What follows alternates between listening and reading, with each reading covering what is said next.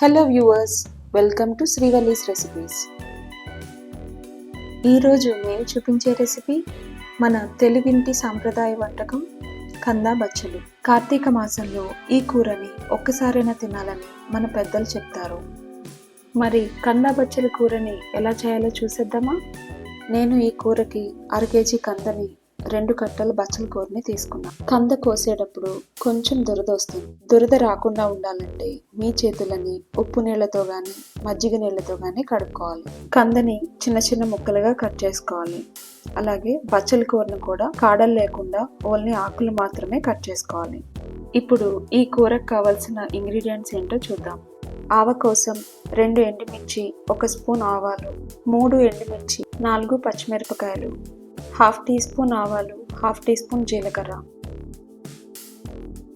2 రెమ్మల కరివేపాకు, 1 స్పూన్ మినపప్పు, 1 స్పూన్ శనగపప్పు, ఉసిరికాయ సైజు చింతపండుని నానబెట్టి గుజ్జు తీసుకోవాలి. ముందుగా మనం కందా బచ్చలిని ఉడికించుకోవాలి. దీనికోసం ఒక గిన్నెలో కందా బచ్చలి ముక్కలు వేసి 2 గ్లాసుల నీళ్ళు పోసుకొని ఉడికించుకోవాలి. 10 నిమిషాలకి కందా బచ్చలి బాగా ఉడికిపోతాయి.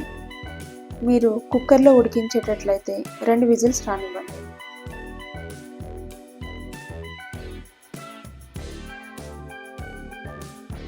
కందని మరీ మెత్తగా ఉడికించక్కర్లేదు. ఇక్కడ చూపిస్తున్నట్టుగా ఇలా చెక్ చేసుకుని స్టవ్ ఆఫ్ చేసుకోండి. ఇప్పుడు బాగా ఉడికిన కందా బచ్చలి ముక్కలను గరిటెతో కానీ స్మాషర్తో కానీ మెత్తగా చేసుకోవాలి. అవసరమైతే కొంచెం వాటర్ని కలుపుకొని మెదుపుకోండి. ఇప్పుడు తాలింపు కోసం పొయ్యి మీద పాన్ పెట్టుకుని ఆయిల్ వేసుకోవాలి. దీంట్లో ఆవ కోసం పెట్టుకున్న ఎండుమిర్చిని ఫ్రై చేసి పక్కకు పెట్టుకోవాలి.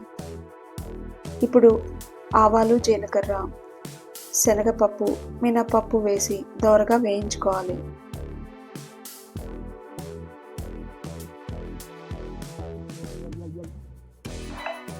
పప్పులు బాగా వేగిన తర్వాత ఎండుమిర్చి కూడా వేసుకుని ఫ్రై చేసుకోవాలి. ఇప్పుడు పచ్చిమిర్చి, కరివేపాకు కూడా వేసుకుని వేయించుకోవాలి.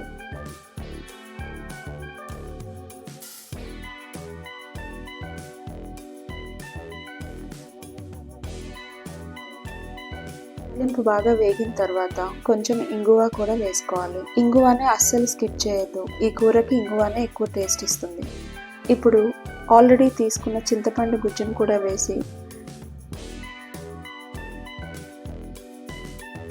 కొంచెం పసుపు, తగినంత ఉప్పు కూడా వేసి నూనె పైకి వచ్చేదాకా వేయించుకోవాలి. నూనె బాగా పైకి తేలిన తర్వాత మాత్రమే మనం ఉడికించుకున్న కందా బచ్చలి ముక్కలను కూడా వేసి బాగా కలుపుకోవాలి.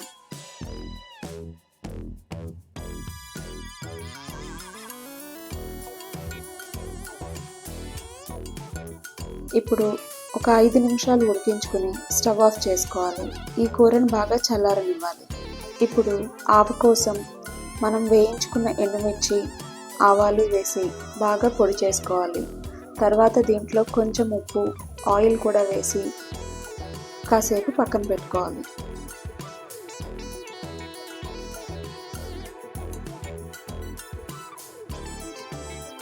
కూర బాగా చల్లారిన తర్వాత మాత్రమే మనము రెడీ చేసుకున్న ఆవ పేస్ట్ను కూడా వేసి బాగా కలుపుకోవాలి.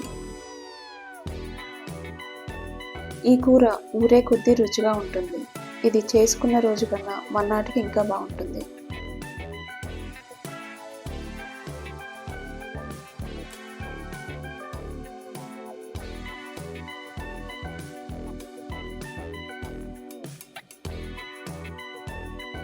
ఈ వీడియో మీకు నచ్చితే లైక్ చేసి మీ ఫ్రెండ్స్ అండ్ ఫ్యామిలీ మెంబర్స్కి షేర్ చేయండి. అలానే ఛానల్ని సబ్స్క్రైబ్ చేయడం మర్చిపోవద్దు. Thanks for watching.